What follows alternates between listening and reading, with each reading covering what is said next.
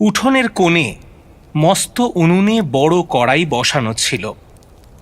পৌষের শুরু হতেই খেজুর গাছগুলো পাত্র উপুর করে রস ঢেলে দিচ্ছে। সেই রস জাল দেওয়া হচ্ছিল। বাঁশের থামে হেলান দিয়ে সেই সুঘ্রাণ নিচ্ছিলাম। রোদ কমে এসেছে, ঠান্ডা বাতাস বইছে। চাদরের তলায় গুটিসুটি মেরে বসে আছি। তপন আর বিল্টুর আসার কথা। ওরা এলে একসাথে সনাতনদার বাড়ি যাব। রবিবারের বিকেলগুলো একটু অন্যরকম কাটে। কলেজের পড়াশুনো আর ট্রেনের ভিড়ের ধাক্কায় সপ্তাহের বাকি দিনগুলো কেটে যায়। তন্দ্রাচ্ছন্ন অবস্থায় বসে আছি। চোখ বুজে এলো নরম রোদের ওমে। মনে পড়ল সেদিনের কথা, যেদিন প্রথম সনাতনদার সঙ্গে আমাদের পরিচয় হয়েছিল। পাশের গ্রামে যাত্রা দেখতে গিয়েছিলাম। ফিরতে বেশ রাত হয়েছিল। বৃষ্টি হয়ে মাঠ না পুকুর বোঝার উপায় নেই। আমরা তিনজন এক হাতে ছাতা আর এক হাতে টর্চের আলো ফেলে এগিয়ে যাচ্ছিলাম মাঠ ধরে। বিল্টুর পায়ের উপর দিয়ে কিছু একটা চলে যেতেই সেদিকে আলো ফেলে দেখি মাঠ ভেসে যাওয়ায় পুকুরের জল মাঠে উঠে এসেছে। তার সাথে মাছেরা খলবল করে ঢুকছে মাঠে। আমরা দাঁড়িয়ে দেখছি, ঠিক তখনই ছপ ছপ শব্দ শুনতে পেলাম। আমাদের পেছন পেছন কেউ যেন আসছে। তবে শব্দটা ঠিক পায়ে হেঁটে চলার শব্দ নয়, যেন মনে হচ্ছে জল ঠেলে কেউ এগোচ্ছে। শব্দের দিকে আলো ফেললাম, কিন্তু কিছুই চোখে পড়ল না। অথচ শব্দটা শুনতে পাচ্ছিলাম। কাঠ হয়ে মাঠের মাঝেই আমরা দাঁড়িয়ে। আমাদের পায়ের দুপাশে জলে ডুবে যাওয়া সদ্য বোনা ধানের চারা। বিল্টু আমার হাতটা শক্ত করে ধরল। বুঝতে পারছি ও খুব ভয় পেয়েছে। আমার অবস্থাও খুব ভালো নয়, তবুও যতটা সম্ভব শক্ত হয়ে থাকা যায়। তপনের গরম নিঃশ্বাস আমার ঘাড়ের কাছে পড়ছে। সত্যেন, এত রাতে মাঠের মধ্যে এসে বড় ভুল করলাম, বুঝলে কিনা? শব্দটা শুনতে পাচ্ছিস? ওটা কিসের শব্দ? শব্দটা আরো এগিয়ে আসলো। এবার আমার হাত পা কাঁপছে। হাঁটু দুটো যেন খুলে বেরিয়ে আসবে। আকাশে চাঁদের দেখা নেই। তারারাও কোন গোপন অভিমানে মুখ লুকিয়েছে মেঘের আড়ালে। শব্দটা এখন ঠিক আমাদের দু হাতের মধ্যে। মাটির উপর একটা জমাট বাঁধা কুয়াশার মতো কিছু অস্পষ্ট দেখতে পেলাম। চার হাত পায়ে যেটা জল ঠেলে এগিয়ে আসছে, আর মাঝে মাঝে ধান ক্ষেতের জলের মধ্যে মুখ ঢুকিয়ে কিছু খুঁজছে। ভয়ে ভারী হয়ে যাওয়া শরীর নিয়ে কিছুতেই নড়তে পারছি না। বিল্টুর হাত আমার হাতের মধ্যে আলগা হয়ে এসেছে। বুঝতে পারছি এভাবে থাকলে ও অজ্ঞান হয়ে সেখানেই পড়ে যাবে। আর ঠিক তখনই আমাদের পেছন থেকে কেউ একজন ওই জমা জলের ক্ষেতে কিছু একটা ছুঁড়ে দিতেই সেই জল টেনে এগিয়ে আসা প্রাণীটা সেদিকে যেন লাফিয়ে পড়ল। আমাদের সারা শরীরে জলের ছিটে লাগলো। পেছন ফিরে দেখি এক বৃদ্ধ হাতে একটা হ্যারিকেন আর লাঠি নিয়ে হাসি মুখে দাঁড়িয়ে আছে। আমাদের দিকে তাকিয়ে বলল, খুব ভয় পেয়ে গিয়েছিলে, তাই না? ও, ওটা কি ছিল? উনি আরেকবার মাঠের দিকে তাকিয়ে বললেন, বৃষ্টির জলে শুধু কি পুকুর ডোবা ভেসে ওঠে, সঙ্গে আরো কত কিছু বেরিয়েও আসে। একটা মাছ ধরেছিলাম, সেটাই ওকে দিয়ে দিলাম, আর ভয় নেই।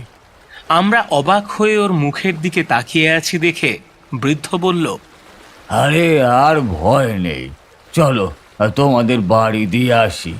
সেই রাতে পথ চলতে চলতে পরিচয় হয়েছিল সনাতন পালের সাথে। তার বিচিত্র জীবন আর নানা অভিজ্ঞতার ঝুলি খুলে দিয়েছিল মানুষটা। এই অসমবয়সী বন্ধুত্বের সেদিন থেকে শুরু। ধান ক্ষেতের ওপর আলপথ দিয়ে আমরা এগোলাম। পিছনে পড়ে থাকা মিয়ানো সূর্যের আলোটা যেন আমাদের পিছু পিছু চলেছে। ওর বাড়ির সামনে এসে দাঁড়ালাম। খসখস শব্দ শুনে তখনই তাকিয়ে দেখি সনাতনদা উঠোন ঝাড় দিচ্ছে। সূর্য আর কিছুক্ষণের মধ্যেই দিগন্ত রেখার নিচে মিলিয়ে যাবে।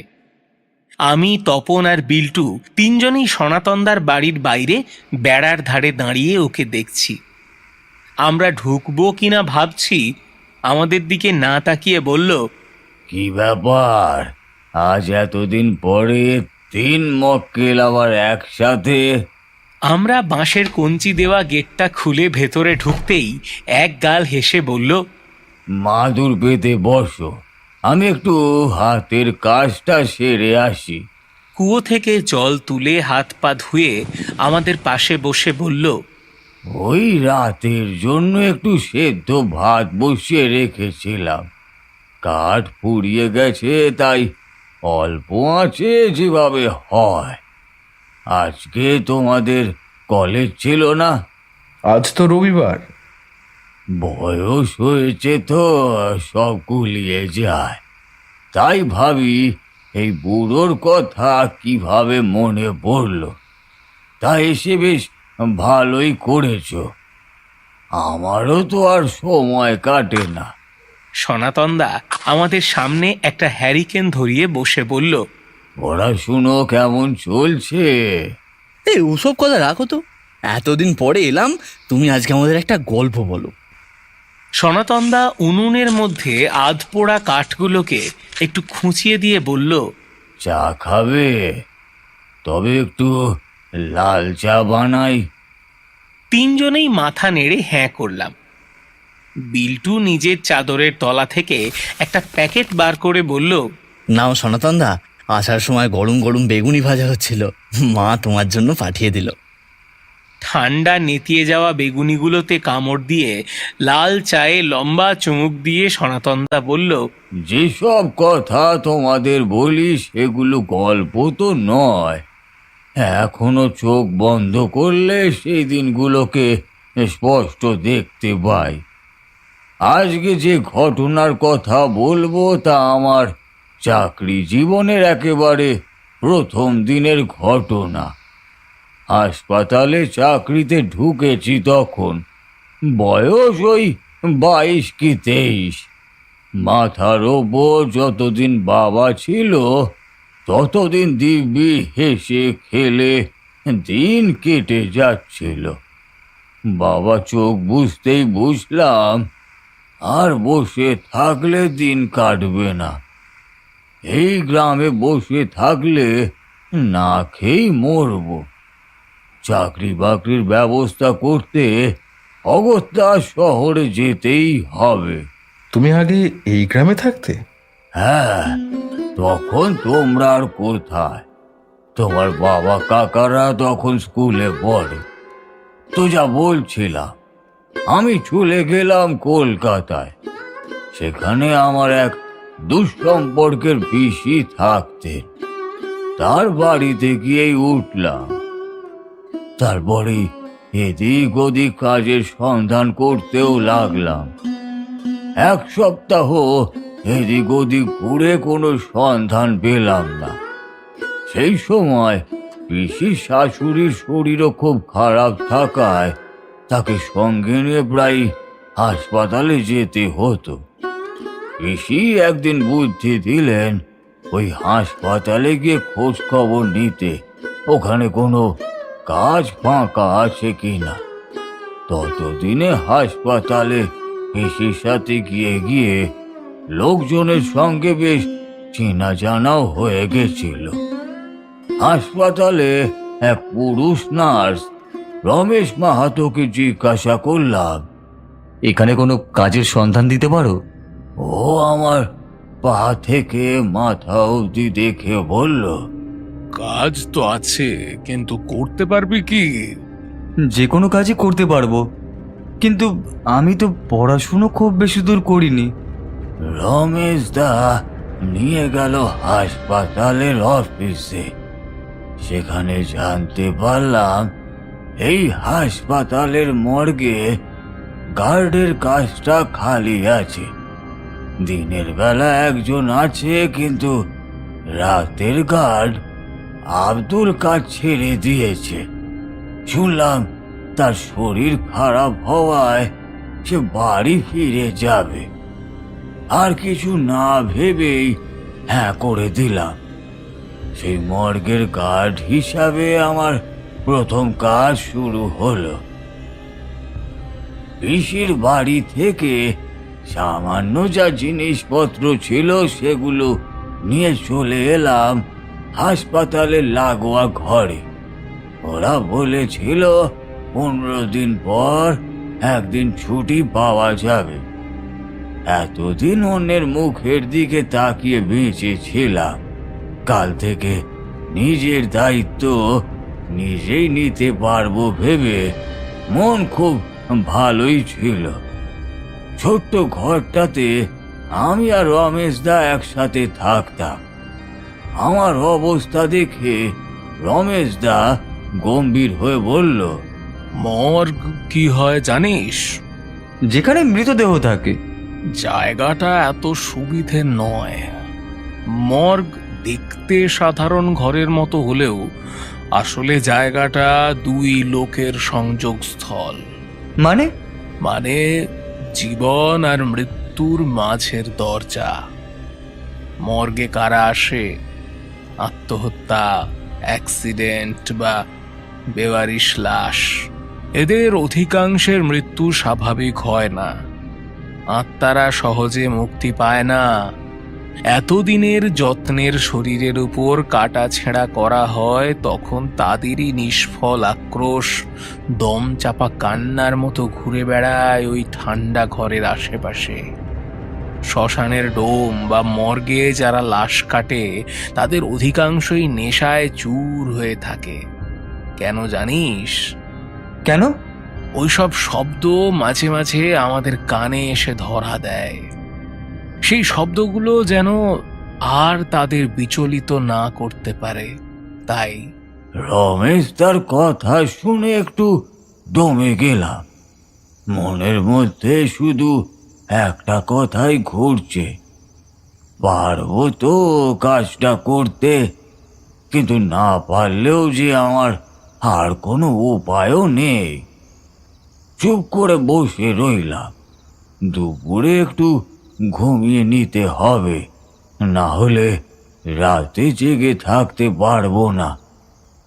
আমাদের খাওয়া শেষ হলে রমেশদা বেরিয়ে যাবে। গরম খিচুড়ি নিয়ে আমরা দুজনে বসলাম। ভাবিস না ভয় দেখাচ্ছি, তবে কাজটা এত সোজা নয়।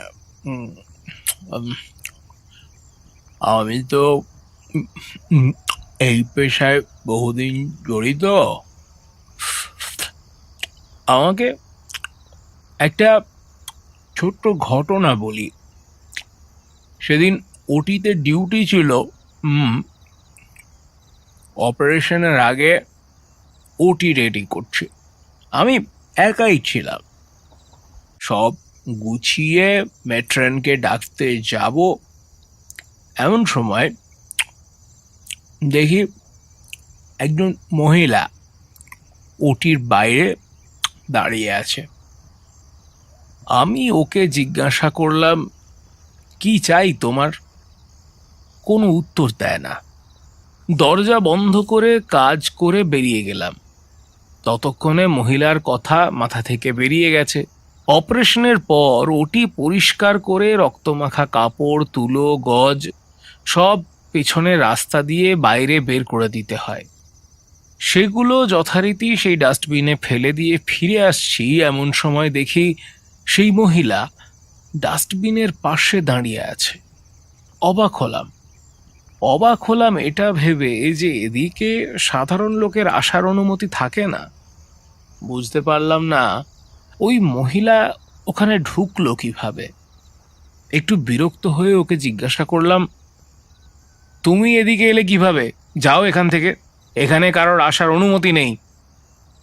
কোনো কথা বলে না, অদ্ভুতভাবে তাকিয়ে রইল। এবারে একটু অস্বস্তি হলো। মেট্রনকে ডাকতে যাব, তখনই দেখি ডাস্টবিন থেকে একটা রক্তমাখা কাপড় তুলে নিয়ে ছুটে বেরিয়ে গেল। তারপর নানা কাজের চাপে সারাদিন প্রায় ভুলেই গিয়েছিলাম। ডিউটি শেষ করে বেরোচ্ছি এমন সময় শুনতে পেলাম একতলায় খুব গন্ডগোল হচ্ছে। গিয়ে জানতে পারলাম নার্সারিতে সদ্যজাত একটা বাচ্চা ভর্তি ছিল, আজ বিকেলে মারা গেছে। সেই বাচ্চার মাও 2 দিন আগে মারা গেছে। হাসপাতালে এসব ঘটনা খুব স্বাভাবিক। আমি বেরিয়ে আসছি এমন সময় দেখি আমার ছোটবেলার বন্ধু বিশু বিধ্বস্ত অবস্থায় দাঁড়িয়ে আছে।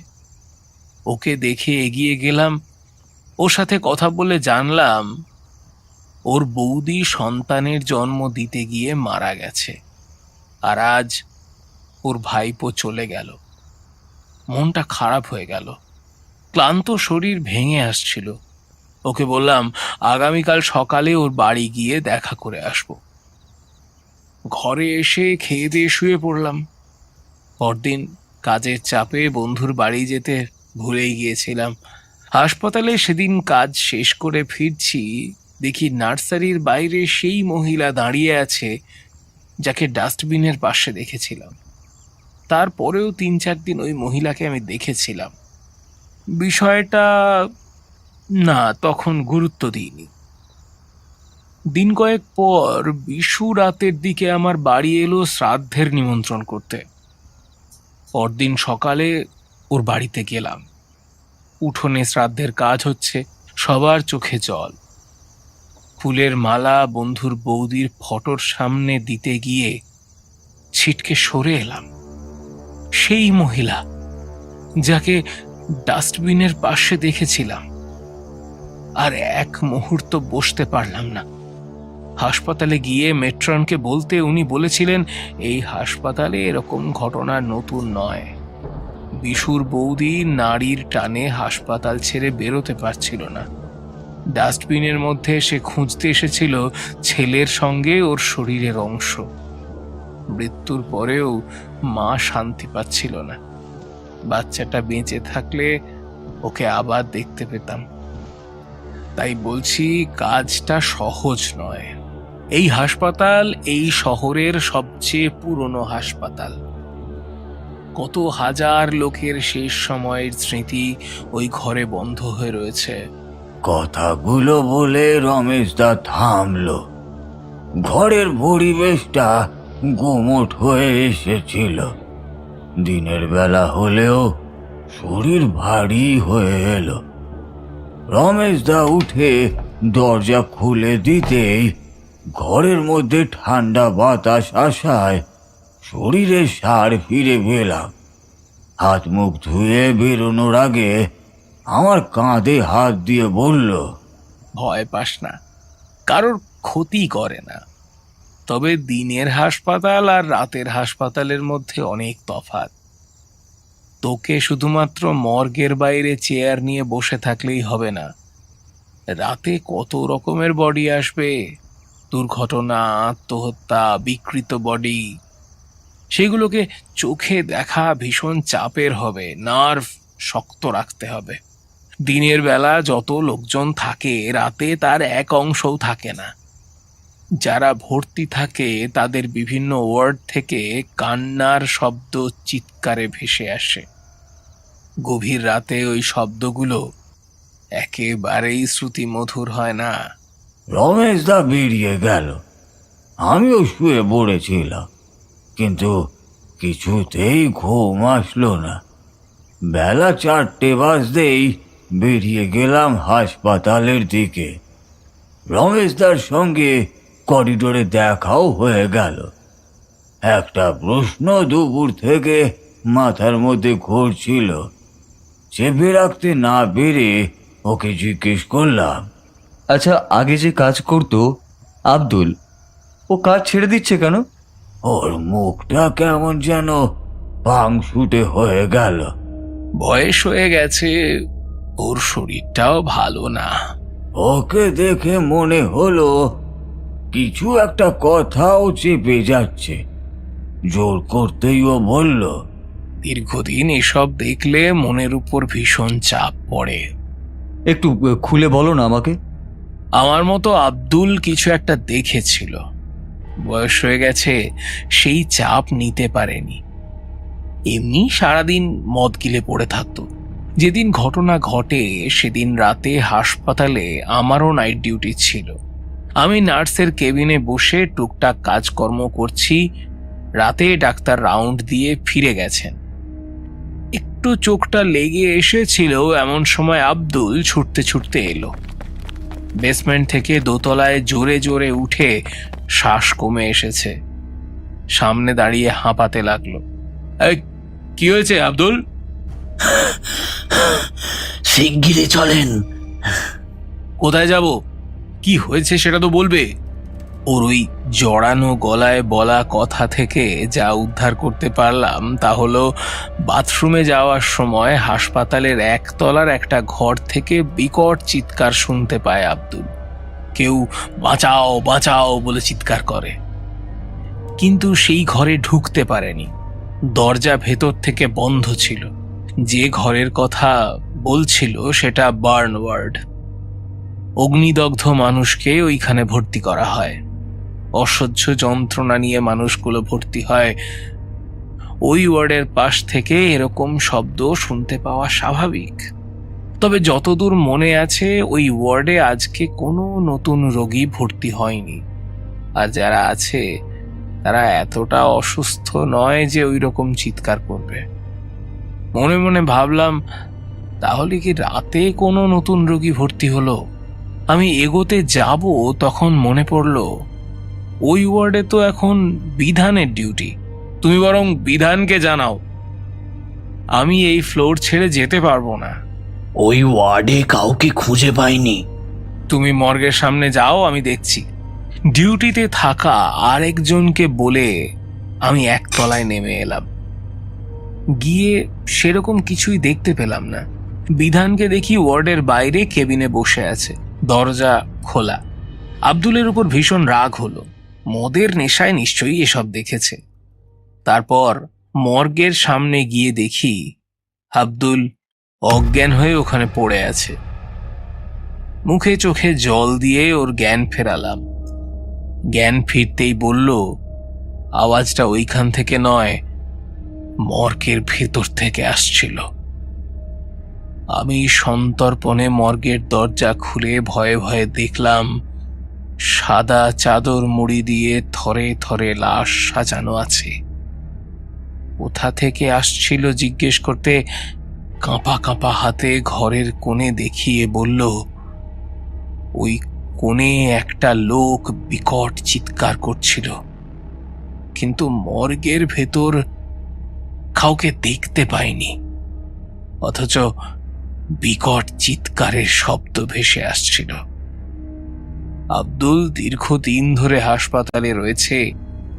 নেশা করলেও এতদিন কিন্তু কোনো গন্ডগোল করেনি। ওর চোখ মুখের ভাব একদম অন্য রকম ছিল। রমেশ দা থেমে গেল। মনে মনে ভাবছি, আমরা গ্রামের মানুষ হয়েও এত অন্ধবিশ্বাসী নই। জানি না, আমার মনের ভাব হয়তো মুখেই প্রকাশ পেয়েছিল। সে রাতেই আমাদের হাসপাতালে সেরকম কেস এসেছিল। লোকটা ভোরের দিকে মারা যায়। বুঝতে পারছিস তো, কাজটা কিন্তু এত সহজ নয়। তাই তোকে কাজে যোগ দেওয়ার আগে বারবার করে জিজ্ঞেস করেছিলাম। ভয় দেখানোর কোনো উদ্দেশ্য আমার নেই। সাবধানে কাজকর্ম করবি, আর নেশা ভাঙ একদম করবি না। কথা শেষ করে এগোতেই দিনের বেলার গার্ডের সাথে আলাপ হলো। সাধারণ টুকটাক কথাবার্তা বলে সে সমস্ত কাজকর্ম বুঝিয়ে দিয়ে জানালো, আব্দুল এসে রাতের নিয়ম কানুন বলে দেবে। রাতে আবার আলাদা নিয়ম কানুন আছে নাকি? লোকটা রমেশদার মতন একটা বাঁকা হাসি দিল, কিন্তু কিচ্ছু বলল না। সন্ধে 6টা বাজতেই দিনের আলো নিভে এলো। শীতকাল, বেশিক্ষণ বাইরে থাকাও দায়। তবুও হাসপাতালের আশেপাশে ইতস্তত হাঁটাহাঁটি করছি। এমন সময় একজন খবর দিল, আমায় বড় সাহেব একবার ডাকছে। কেবিনের সামনে যেতেই দেখি একজন বয়স্ক লোক দাঁড়িয়ে আছে। আর চিরচিরে শরীরে ফতুয়ার ভিতর দিয়ে বুকের পাঁচরা কটা স্পষ্টই দেখা যাচ্ছে। মোটা সোয়েটারে আমাদের শীত মানছে না, অথচ আব্দুল চুপচাপ দাঁড়িয়ে আছে। কিছু কাগজপত্রে টিপসই দেওয়ার পর আব্দুল বলল, চলো তোমার কাজকর্ম বুঝিয়ে দিই। আমি হাসপাতালে যেখানে বসেছিলাম আব্দুল আমাকে সম্পূর্ণ অন্যদিকে নিয়ে গেল। ওইদিকে কেন নিয়ে যাচ্ছেন? রাতের বেলা ওইদিকে বসা যায় না। দিনের বেলা ওখানে বসলেও রাতের বেলা এখানে বসা যায় না। রাতে যদি কোনো বডি আসে তাহলে সামনের গেট দিয়ে আসবে না, পিছনের ঘুর রাস্তা দিয়ে আসবে। আর যা বডি বেরোবে এই রাস্তা দিয়েই বেরোবে। অন্ধকার সরু একটা গলির ভেতর দিয়ে নেমে বেসমেন্টের সামনে দেখি একটা চেয়ার পাতা, তার পাশেই একটা ছোট্ট হ্যারিকেন জ্বলছে। হাসপাতালে তো বিদ্যুৎ আছে, এখানে নেই। আব্দুল সেই অন্ধকারে রহস্যময়ভাবে আমার দিকে তাকিয়ে বলল, এখানে বিদ্যুতের লাইন আছে, কিন্তু কোনো লাইট একদিনের বেশি টেকে না। যতবার লাইট লাগিয়েছি রাতের বেলা বিকট শব্দ করে ফেটে গেছে। এবার সত্যি আমার কেমন একটা ভয় লাগতে শুরু করলো।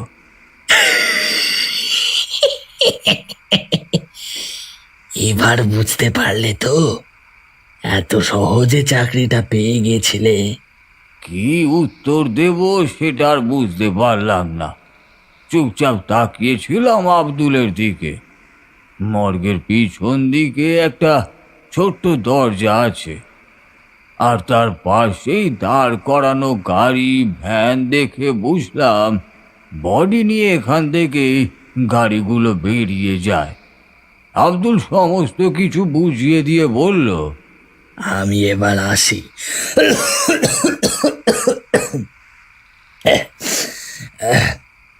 শরীরটা বিশেষ জুতেন না, আবার রাতে ট্রেন ধরতে হবে। হ্যারিকেনের কাঁপা আলোয় আব্দুলের ছোট হয়ে আসা শরীর আস্তে আস্তে হারিয়ে গেল চোখের সামনে থেকে। পাঁচিলের পিছনে ছোট হতে হতে মিলিয়ে গেল। ও চলে যাওয়ার পর আমার ভেতরে যেটুকু সাহস ছিল কেমন যেন কর্পূরের মতো সেটা উবে গেল। ওখানেই দাঁড়িয়েছিলাম। আব্দুল যাওয়ার আগে একবার পেছন ফিরে তাকিয়েছিল। ওর চোখের দৃষ্টিতে যে কি ছিল সেটা বলে বোঝাতে পারবো না। আমি পিছনে ঘুরে মর্গের দিকে আরো একবার তাকালাম। ঘুমন্ত শরীরগুলো পড়ে আছে, তাদের কোনো জাগতিক ব্যস্ততা নেই। রাত বাড়তে চেয়ারের উপরে বসে আছি জড়সড় হয়ে। কয়েকটা মশা ক্রমাগত কানের সামনে শব্দ করে বিরক্ত করে যাচ্ছে। এমন সময় দেখি হ্যারিকেনের আলোটা কেমন যেন কেঁপে উঠল। এরপরে ভূত আসবে। কথাটা শুনেই সনাতনদা যেন কেমন একটা ঘোরের মধ্যে থেকে জেগে উঠল। কি বললে বিল্টু? না না, মানে বলছিলাম এরপরে তো ভূত আসবে। ওই পরিস্থিতিতে সেদিন যে কি হয়েছিল সেটা আজও আমার বোঝার বাইরে। তারপরেও দীর্ঘ 7 বছর এই মর্গের দারোয়ানের কাজ করেছি। আলতু ফালতু বকে গল্পের মাঝখানে তাল কেটে দিচ্ছিস কেন? আমার কথার উত্তর না দিয়ে বিল্টু কুয়োর দিকে তাকালো। বলতেই তো পারতিস যে বাথরুম ধরেছে। এই গল্পের মাঝখানে এরকম উল্টোপাল্টা কথা বলে পরিবেশটা নষ্ট করলি। সনাতনদা একটা অদ্ভুত হাসি দিয়ে বিড়বিড় করে কি যেন বলল, শুনতে পেলাম না। ঠিক তখনই দেখি বিল্টু ছুটতে ছুটতে ঘরের দাওয়ায় এসে বলছে, ওখানে কেউ দাঁড়িয়ে আছে। কোথায়? ফণি মনসার গাছের ওখানে। হয়ে গেল, হ্যাঁ? এই তোমার সাহসের নমুনা। পাশের বাড়িগুলোর থেকে ততক্ষণে শঙ্খের শব্দ ভেসে আসছে। বিল্টুর মুখ রক্তশূন্য। আমরাও অবাক চোখে একবার সনাতনদার দিকে একবার বিল্টুর দিকে তাকিয়ে বললাম, কি দেখেছি স্পষ্ট করে বলবি? ওই ফণি মনসার গাছের দিকে কি কেউ একজন সাদা পোশাক পরে দাঁড়িয়ে আছে। সন্ধ্যের অন্ধকারে নিশ্চয়ই ভুল দেখেছিস। সনাতনদা দেখি মিটিমিটি হাসছে। বিশ্বাস কর সত্যেন, আমি একবার না দু তিনবার দেখেছি। চল তো দেখি। সনাতনদা দেখি চুপ করে বসে আছে, কোনো তাপ উত্তাপ নেই। হ্যারিকেন নিয়ে এগিয়ে গেলাম ফণি মনসার গাছের দিকে। একটা গোল বৃত্তের মতো আলো আমাদের সঙ্গে সঙ্গেই চলেছে। এত কম আলো যে ওইদিকে একটা আবছা অন্ধকার ছাড়া আর কিছুই দেখা যাচ্ছে না। খানিকটা গিয়ে আমাদের পা দুটো যেন আটকে গেল। সত্যি সাদাটে অবয়ব গাছের পেছন দিকে দাঁড়িয়ে আছে। ওই জায়গাটার পরের থেকে এমনিতেই জঙ্গল শুরু। বুনো ঝিঙের বন আর আগাছা থাকায় লোকের পা পড়ে না। সনাতনদা, সনাতনদা, এদিকে একবার এসো না। ও সনাতনদা, সনাতনদা, এদিকে চলে আসো বীর পুরুষের দল। তুমি একবার এখানে এসো না। ওহ, কি জ্বালাতন মাহিরি। সনাতনদা উঠে এলো। ওটা মুখুজ্জেদের বাড়ি। ওদিকে ঝিঙের বাগানে ছেলেপেলের দল রাত বিরেতে ঝিঙে টুকাতে আসে, তাই অমনি করে একটা কাকতাড়ুয়া বানিয়ে রেখেছে। সাদা রঙের কাপড় পরিয়ে রেখেছে যাতে রাত বিরেতে ঢুকলে লোকেরা ভূত ভেবে ভয় পায়। আর তোমরাও দেখি সেই ফাঁদেই পা দিলে। হ্যাঁ, বিকেলে যখন দাঁড়িয়ে কাজ করছিলাম, এরকম কিছু থাকলে তো বেঁধে দিতাম জায়গাটা। আমরা তিনজনে অবাক হয়ে তাকিয়ে রয়েছি। সনাতনদা যেন বেফাঁস কিছু বলে ফেলেছে এরকম মুখের ভাব করে বলল, ও কিছু না, চলো চলো এখান থেকে। দাওয়ায় গিয়ে আবার বসলাম। কার্তিক মাসের ঠান্ডায় ওই মুহূর্তে ঘাম দিয়েছিল। একটু জল খেয়ে থিতু হলাম। তপন বিল্টুর মাথায় চাঁটি দিয়ে বলল, সবই হতভাগার জন্য। ও সব বাদ দাও। হ্যাঁ, কোথায় যেন ছিলাম? আগে বলো, বেঁধে দিতাম কেন বললে?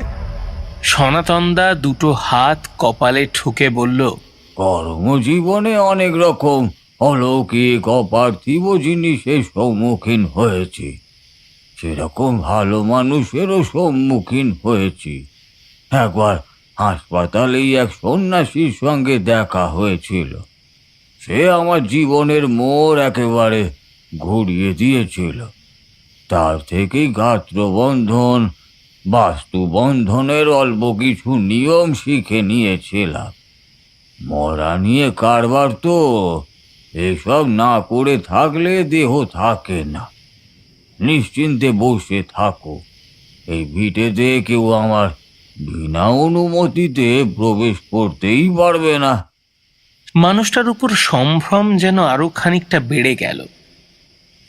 সনাতনদা যেন নিজেকে খানিকটা গুছিয়ে নিয়ে বলতে শুরু করলো, সেই কাঁপা হ্যারিকেনের আলোয় মর্গের বাইরেই বসে আছি।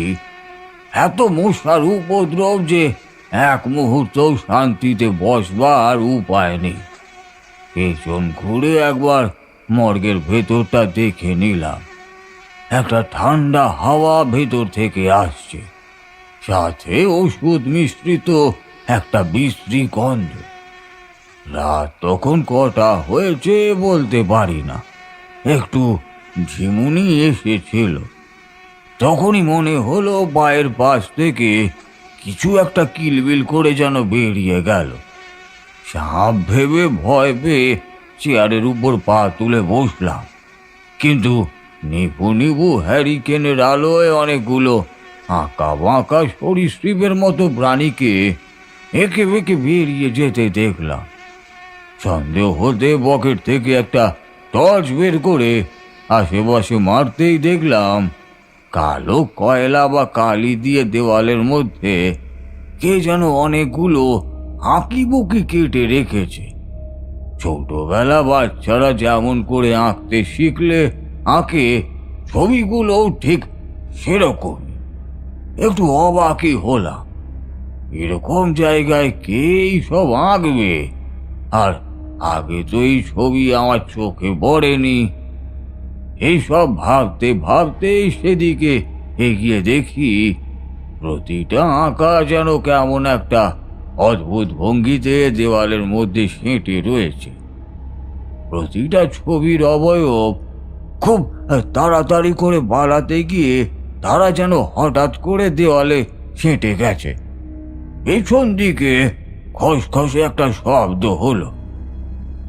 সেদিকে ফিরে দেখি সেই একই রকম আকার খানিকটা অংশ মেঝেতে আর খানিকটা অংশ দেয়ালে লেগে রয়েছে। অবাক হয়ে তাকিয়ে আছি। মনে হলো আঁকাটা দেওয়াল থেকে সচল হয়ে মেঝেতে নামতে গিয়েছিল।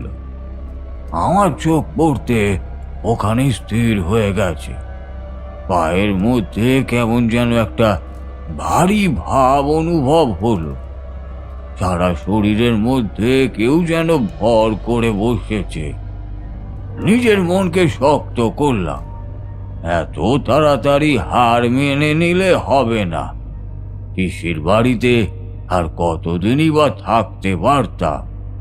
যেভাবেই হোক চাকরিটা আমায় করতেই হবে। দেওয়ালের আশেপাশে টর্চ লাইট মেরে দেখছি, ঠিক তখনই পেছন থেকে কেউ যেন বলে উঠল, ওদের বিরক্ত করো না, ওদের নিজের মতো থাকতে দাও। হঠাৎ গলার স্বর শুনে টর্চ লাইটটা হাত থেকে নিচে পড়ে গিয়ে গড়াগড়ি খেতে লাগলো, আর আলোটাও বৃত্তাকারে মেঝের উপর ঘুরতে লাগলো। আমার সামনে দুটো পাকে দেখতে পেলাম। মানুষটার শরীরটা অন্ধকারে নিমজ্জিত। হ্যারিকেনের আলো বাড়িয়ে দিয়ে এগিয়ে গেলাম লোকটার দিকে।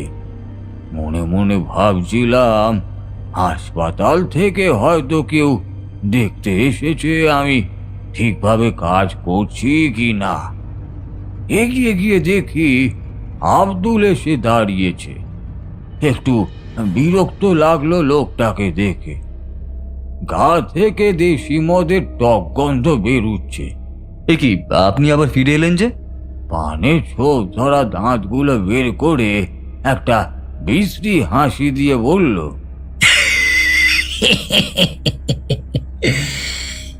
এতদিনকার অভ্যাস, তাই ভাবলাম রাতের বেলা একবার ওদের দেখে যাই।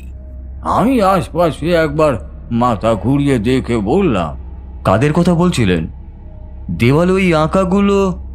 আব্দুল আমার হাতটা শক্ত করে ধরল। কথা শেষ করতে না দিয়ে বলল, তুমি ওই দেওয়ালের কাছে কি দেখছিলে? ওই আঁকাগুলো? ওগুলো ছবি নয়, ওগুলো জ্যান্ত, মাটির ভেতরে থাকে, মাঝে মাঝে বেরিয়ে আসে। ওদের বিরক্ত করো না। মাথাটা চট করে গরম হয়ে গেল। এই হাসপাতালে কাজ নেওয়ার পর থেকেই এত বাজে কথা শুনছি। চেয়ার তো মাত্র একটা, আপনি যে আবার ফিরে আসলেন এত রাতে, কোথায় বসবেন আপনি?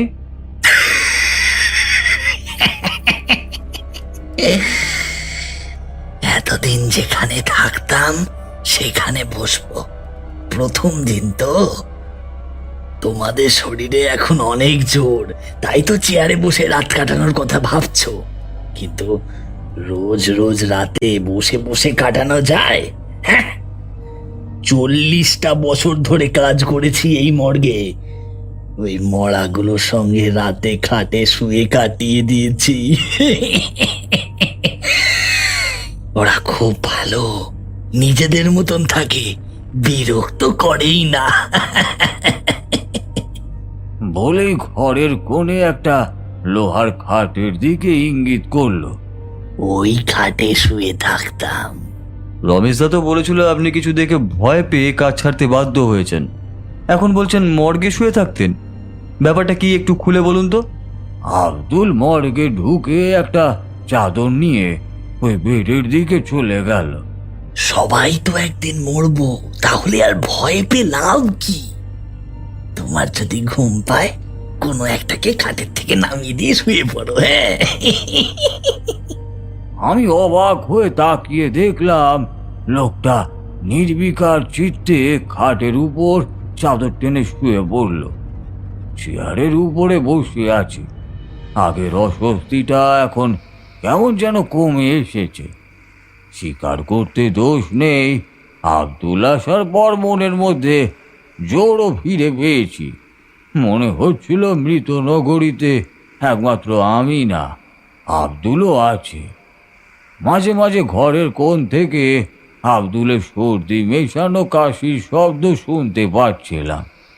ভোর রাতে তন্দ্রা আসলেও ঘুম হয়নি।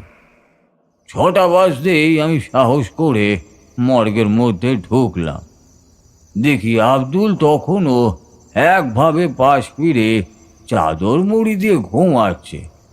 ওকে দুবার ধাক্কা দিয়ে জিজ্ঞেস করলাম, চা আনতে যাচ্ছি, আপনি খাবেন? আব্দুল কোনো উত্তর দিল না। তখনও অঘরে ঘুমিয়ে যাচ্ছে। হাত পা ধুয়ে হাসপাতালের বাইরে এলাম ছোট্ট চায়ের ঘুমটিতে। সকালের ঠান্ডা বাতাস আর কুয়াশার চাদরে শহর তখনও ঘুমিয়ে। মেন রোড দিয়ে হু হু করে গাড়ি চলে যাচ্ছে। হনুমান টুপি আর চাদরে নিজেকে মুড়ে নিয়ে চা শেষ করতে শরীরে বল ফিরে এলো। 9টায় সকালের গার্ড আসবে। ফিরে গিয়ে দেখি আব্দুল তখনও ঘুমিয়ে। মনে মনে ভাবলাম ভালোই জীবন কাটিয়েছে। রাতে পাহারা দেওয়ার নাম করে ঘুমিয়ে থাকা, নিশ্চয়ই কোনো গন্ডগোল করেছিল। ধরা পড়তে এখন ভয় পাওয়ার নাটক করছে। ওই চেয়ারে বসে ভাবছি কখন 9টা বাজবে। ঘরে ফিরে টানা একটা ঘুম দেব। 7:30 নাগাদ একটা লোক এসে খবর দিল বাইরে 2টো লাশ এসেছে, এন্ট্রি করতে হবে। মনে মনে ভাবলাম সারা রাজ্যে আসেনি, তাই রক্ষে। রাতে এলে অস্বস্তি আরো বেশি হতো। লোকটার সাথে এগোলাম। দুটোই নাকি অ্যাক্সিডেন্ট কেস। এই কালো প্লাস্টিকে মুড়ে শরীর দুটোকে ভ্যানের ওপর ফেলে রেখেছি। আমি তো এতটা নিয়ে এলাম, এবারে একটু ধরো, একেবারে টেবিলের ওপরে রেখে আছি। লোকটার ইঙ্গিতে মাথা ধরতে এগিয়ে গেলাম, কিন্তু সেটা ধরতে ধপ করে বডিটা নিচের দিকে পড়ে গেল। আমি ছিটকে সরে এসে মাটিতে পড়ে গেলাম। মুখ থেকে একটা বিকট চিৎকার বেরিয়ে এলো। আমার আশেপাশে হাসপাতালে আর যে 2জন গার্ড ছিল তারা খ্যাপ খ্যাপ করে হাসতে লাগলো। আরে রেলে কাটা পড়া মরা, মাথা একেবারে আলগা হয়ে গেছে। তোমাকে যে বলবো মনেই নেই। হৃৎপিণ্ডের শব্দগুলো যেন নিজেই শুনতে পাচ্ছিলাম। কোনো মতে বডি নিয়ে একটা টেবিলে শুয়ে রাখলাম। তারপরের বডিটাও একইভাবে মর্গের মধ্যে শুয়ে বাইরে এসে একটু দাঁড়ালাম। নিঃশ্বাস ভারী হয়ে এসেছে, গা হাত পা যেন আর চলছে না। সারা রাতের ক্লান্তি আর সকালের অভিজ্ঞতায় গা গুলিয়ে উঠতে লাগলো। সকালের গা ততক্ষণে চলে এসেছিল। ওকে দেখে শরীরে বল ফিরে পেলাম। চোখে মুখে জল দিয়ে জিনিসপত্র নিয়ে বেরিয়েই আসবো, এমন সময় আব্দুলের কথা মনে পড়ল। মর্গের মধ্যে যখন গিয়েছিলাম ওকে তো আর দেখিনি। আরেকবার ঘরে উঁকি দিয়ে দেখি আব্দুল যেখানে শুয়েছিল সেখানেই কালো প্লাস্টিকে মুড়ে একটা লাশ পড়ে রয়েছে। আশেপাশে তাকিয়ে দেখলাম আব্দুল কোথাও নেই। ভোর হতেই চলে গেল, একবার কথা পর্যন্ত বলে গেল না। হাসপাতালের গেট দিয়ে বেরিয়ে যাচ্ছি, এমন সময় রমেশ দা পেছন থেকে ডাক দিল। সনাতন, একবার এদিকে আয়। ওর কাছে গিয়ে দেখি মুখ একেবারে গম্ভীর। খবর শুনেছিস? কোন খবর? কাল রাতে আব্দুলের একটা অ্যাক্সিডেন্ট হয়েছে। মদ খেয়ে রেল লাইন পার করতে যাচ্ছিল, রেলে কাটা পড়ে একেবারে দুখণ্ড হয়ে গেছে শরীরটা। শুনলাম এই মর্গেই আনা হয়েছে। ওইখানেই মাথা ঘুরে পড়ে যাচ্ছিলাম, রমেশ দা হাতটা শক্ত করে ধরলো। কি কি কি হয়েছে সনাতন? নিঃশ্বাস নিতে খুবই কষ্ট হচ্ছিল। ইশারায় বাইরে যাওয়ার কথা বললাম। বাইরের বাতাস পেতেই শরীরটা একটু সচল হলো। কাল রাত তখন ওই 2 কি 2:30 হবে। আব্দুল এসে বলল ওর মন টিকছে না, তাই ও আবার ফিরে এসেছে। কাল সারা রাত মর্গে একটা খাটে শুয়েছিল, আর তুমি বলছো ওর অ্যাক্সিডেন্ট হয়েছে? তা কিভাবে সম্ভব? ওই সময় কাটা পড়েছিল। ওকে নিয়ে আবার মর্গের মধ্যে ঢুকলাম। ডোম এসে গেছে ততক্ষণে। কালো প্লাস্টিকটা সরিয়েও দিয়েছে। আব্দুলের শরীরটা সেই কোণের দিকের খাটের উপরই রাখা আছে যেখানে ও সারা রাত শুয়েছিল। সেই দৃশ্য আর আমি দেখতে পারিনি। হর হর করে বমি উঠে এসেছিল। রমেশ দা আমায় ঘরে পৌঁছে দিয়ে গেল। বিছানায় শরীরটা শোয়াতে কাঁপুনি দিয়ে জ্বরও এলো। সনাতনদা থামল, জোরে একটা নিঃশ্বাস নিয়ে চুপ করে বসে রইল। আর কাজে যাওনি? খিদে তো আর ভয়কে জয় করতে পারে না। ভয় ভয়ের জায়গায় থাকে, আর খিদে খিদের জায়গায়। তারপর আর কি, কাজ তো ছেড়ে দেওয়া যায় না। সেখানে বহু বছর কাজ করেছি। প্রথম দিনের ভয়াবহ অভিজ্ঞতা আমাকে অনেকটা সাহস দিয়েছিল। বুঝেছিলাম আব্দুল সত্যি এই কাজটাকে ভালোবেসে ফেলেছিল, তাই শেষ সময়ও ফিরে এসেছিল। একটা ব্যাপার তো বললে না, দেওয়ালের ওই আঁকাগুলো কি ছিল? সে অন্য ব্যাপার, খুব অশুভ কিছু ছিল। সেই গল্প না হয় অন্য একদিন বলবো। সন্ধ্যেবেলায় সব নিয়ে আলোচনা করা মোটেই ঠিক নয়। আলপথ বেয়ে এতটা রাস্তা তোমাদেরকে আবার ফিরতেও তো হবে নাকি? কথা শেষ হলে মনে হলো আশপাশের পরিবেশ কেমন যেন একটা থমথমে হয়ে গেছে। দূরের বাড়িটার পাশে যে ঝিঙে বাগান ছিল, সেদিকে তাকিয়ে দেখি দলা দলা কুয়াশা নেমেছে সেই আগাছার উপরে। সারা শরীর কেমন একটা ছমছম করে উঠল। আর কোনোদিন আব্দুলের সঙ্গে দেখা হয়নি? পাশে রাখা ঘটি থেকে 1 ঘটি জল গলায় ঢেলে সনাতনদা বলল, আর মাত্র একবার দেখেছিলাম। আমরা আবার একটু গুছিয়ে বসলাম। হাত ঘড়িতে দেখি তখন 7:30 বাজে। তপন আমার কানের কাছে এসে বলল, সত্যেন, 7:30 তো বাজে, এবার বাড়ি ফিরতে হবে, কাল সকালে কলেজ আছে। গল্পটা এখনো শেষ হয়নি, একটু অপেক্ষা কর, শুনেই যাই। আবার তো 1 সপ্তাহ অপেক্ষা করতেই হবে।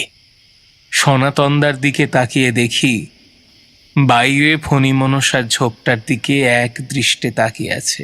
কি দেখছো দাদা ওইদিকে? না না না না, কিচ্ছু না। বুঝলাম, নিজেকে একটু গুছিয়ে নিচ্ছে। আবার কবে আব্দুলকে দেখলে বললে না তো?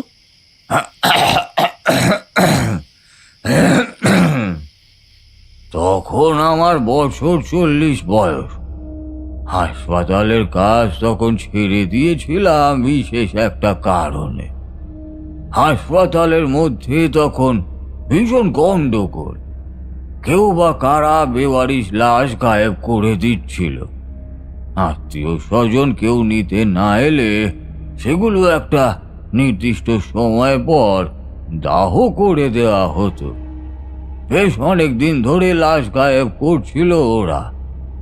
সেই সময় অন্য শহর থেকে এক নতুন ডাক্তার এসেছিল, ভীষণ কড়া। সব দিকে নজর ছিল তার। সে ধরেছিল লাশ চুরির ঘটনা। যেহেতু আমরা মর্গের দারোয়ান, তাই আমার আর সকালের গার্ডের ওপর সন্দেহ সবার আগে পড়বে। ভেতরে ভেতরে খবর পেয়ে রমেশদা বলেছিল, এই মুহূর্তে তুই আর এখানে কাজে থাকিস না। ওর কথা শুনে লাভই হয়েছিল। দিন কয়েকের জন্য হাসপাতালের পাশেই একটা বেকারিতে কাজ নিলাম। সেখানেও অনেক রকম ঘটনার সম্মুখীন হয়েছি, তবে সেই সব অন্য কোনো দিন বলবো। পরে ধরা পড়ল হাসপাতালের একজন কর্মী এ কাজে যুক্ত ছিল। সেসব মিটে যেতে আমি আবার হাসপাতালে ফিরে এসেছিলাম। তবে সেই অল্প কমাসে বেকারির লোকজনের সঙ্গে ভালোই বন্ধুত্ব গড়ে উঠেছিল। তাদের মধ্যে একজনের সঙ্গে বিশেষ বন্ধুত্ব ছিল। ওর নাম ছিল সুখরাম। ওর মেয়ের বিয়েতে নেমন্তন্ন করেছিল। ওদের গ্রামের বাড়িতে হবে সেই বিয়ের অনুষ্ঠান। সেই গ্রামের বাড়ি কলকাতা থেকে বেশ অনেক দূরে। পুরুলিয়ার নাম শুনেছ তো তোমরা? হ্যাঁ, হ্যাঁ, ওই পুরুলিয়ার থেকে আরো ভেতরের দিকে যেতে হয়। মানে ওই বিহার বর্ডারের লাগোয়া গ্রামে ছিল ওদের বাড়ি। বেশ অনেকদিন কোথাও যাওয়া হয় না। সে পিসিও ততদিনে পৃথিবীর মায়া কাটিয়ে চলে গেছে। তাই ভাবলাম দিন তিনেকে ছুটি নিয়ে ঘুরে আসি। বিয়ে বাড়িতে দুদিন খুব মজাই কাটলো। পরদিন সকালে পুরুলিয়া স্টেশন থেকে ট্রেন ছাড়বে। সকালে বেরোলে ট্রেন ধরতে পারবো না ভেবে ঠিক করলাম বাসের গুমটিতে গিয়ে রাত কাটিয়ে ভোর 4টেতে যে বাস স্টেশনে যায় সেটা করেই বেরিয়ে যাব। কিন্তু বিয়ে বাড়ি থেকে যখন বেরোলাম তখন প্রায় রাত 1টা।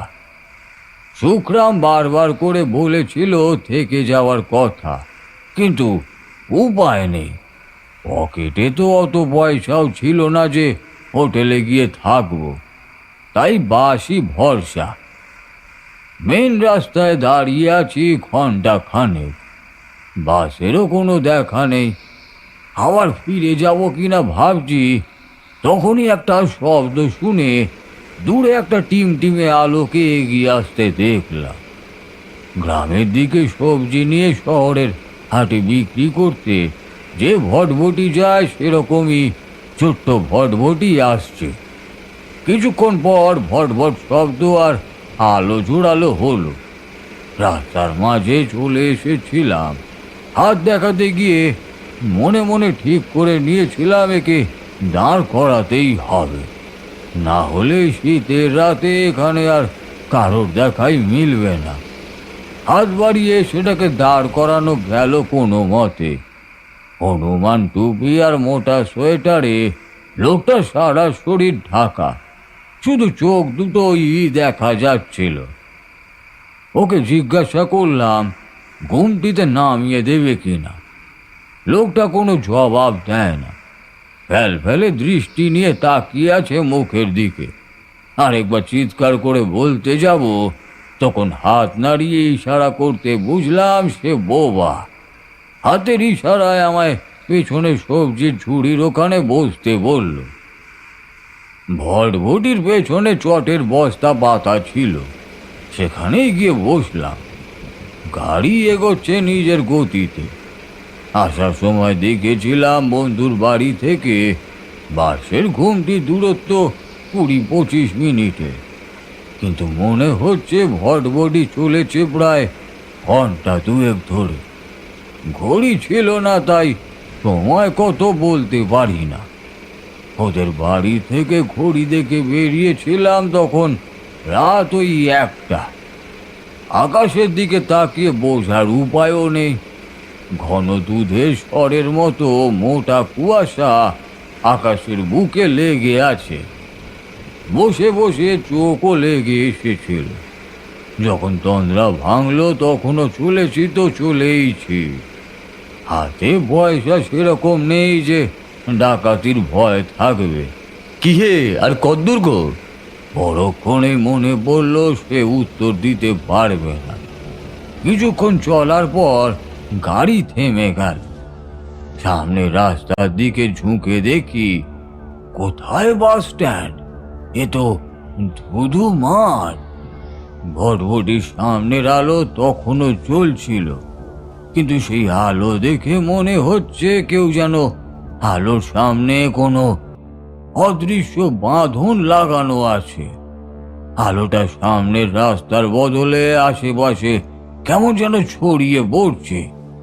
টর্চ বের করে আশেপাশে ফেলে দেখি, যাকে মাঠ ভেবেছিলাম সেগুলো আসলে পানায় ভরা ডোবা, আর তার মাঝখানে সরু পথ চলে গেছে।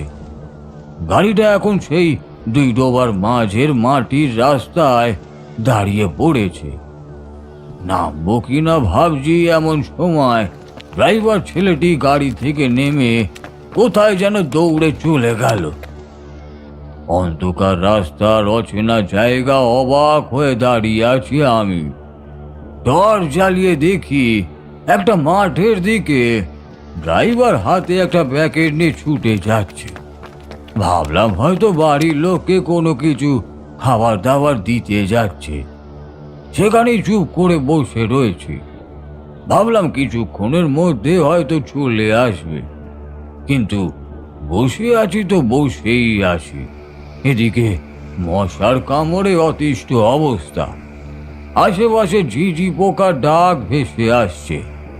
নামতে যাবো এমন সময় রাস্তার পাশ দিয়ে সাঁ করে একটা বাইক বেরিয়ে গেল। সরে এসে আবার ওই সরু আল পথের দিকে এগোতে যাব, আবারও একটা বাইক বেরিয়ে গেল। পরপর এতগুলো বাইক আসছে, অথচ তার কারোরই কোনো আলো জ্বলছে না। অন্ধকারে বাইকগুলো আসছে আর হুস হুস করে পাশ দিয়ে বেরিয়েও যাচ্ছে।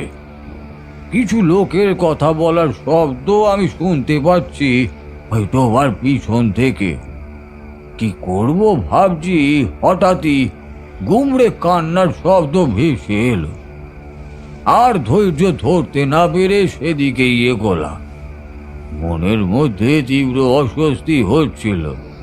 মন বলছে এখানকার পরিবেশ ঠিক স্বাভাবিক নয়। এগিয়ে দেখি ডোবার পিছনে একটা মাঠের মাঝখানে কিছু লোক জড়ো হয়েছে।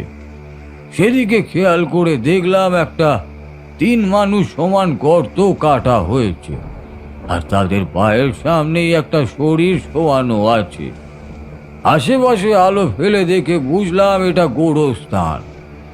আমার পায়ের কাছ দিয়ে কি যেন সরসর করে সরে গেল। সেদিকে টর্চ লাইট মারতেই দেখি একটা লোক হবু হয়ে বসে আছে। লোকটার মুখের ওপর টর্চ মারতেই আমার সারা শরীর যেন বিদ্যুতের ঝটকা দিয়ে উঠল। আব্দুল! সে অদ্ভুত ভাবে তাকিয়ে আছে আমারই দিকে। আমার মাথা জানে যে ও মৃত, কিন্তু ও আমার চোখের সামনে বসে, সে হাড় চিড়চিড়ে শরীর, কোঠরে ঢুকে যাওয়া 2টো চোখ। ওর গলার দিকে নজর দিতে দেখি মাথাটা নড়বড় করছে। যে কোনো মুহূর্তে সেটা ধর থেকে আলগা হয়ে পড়ে যাবে। পানের ছোপ ধরা দাঁত বের করে আব্দুল হাসছে। আমি কিছুতেই যেন পালিয়ে আসতে পারছি না। সারা শরীর যেন পাথরে তৈরি, এত ভারী। আমার বেটার শেষ কাজ, তাই এসেছিলাম দেখতে।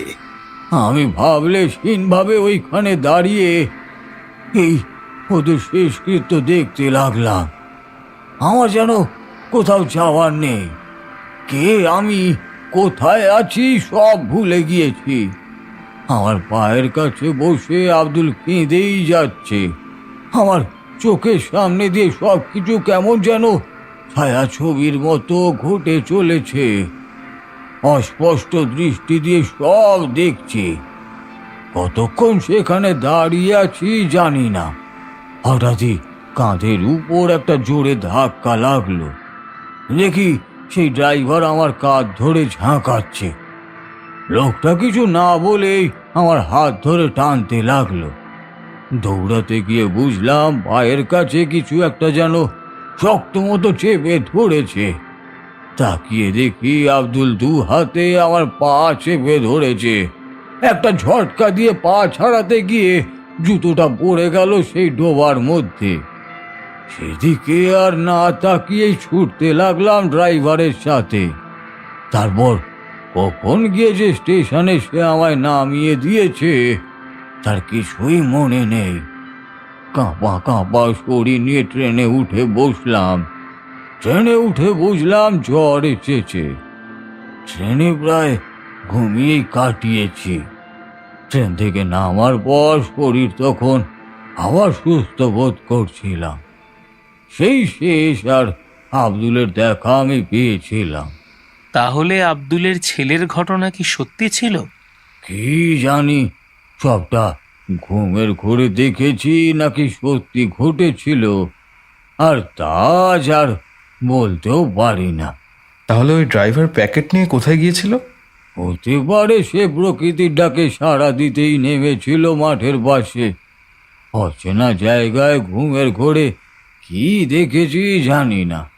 আর এই সামান্য জীবনে এত রকমের অভিজ্ঞতা হয়েছে যে ওরকম একটা ঘটনা নিয়ে ভাববার সময়ও পাইনি কোনোদিন। গল্প শেষ হতে আমরা তিনজন উঠে দাঁড়ালাম। বাঁশের কঞ্চি দিয়ে বানানো গেট পার হয়ে একবার পিছনে ফিরে সনাতনদার উদ্দেশ্যে বললাম, আসি গো দাদা, আবার সামনের সপ্তাহে আসবো। সাবধানে যেও। দলা দলা কুয়াশা নেমেছে মাঠের উপর। আলপথ ধরে আমরা তিনজন এগোলাম যে যার বাড়ির দিকে। আবার এক সপ্তাহের অপেক্ষা।